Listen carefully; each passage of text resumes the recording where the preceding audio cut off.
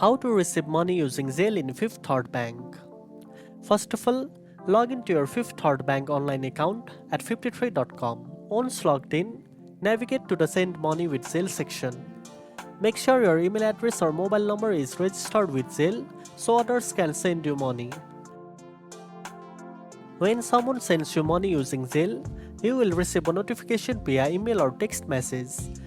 To view the received money, simply check your account balance or transaction history in your Fifth Third Bank account.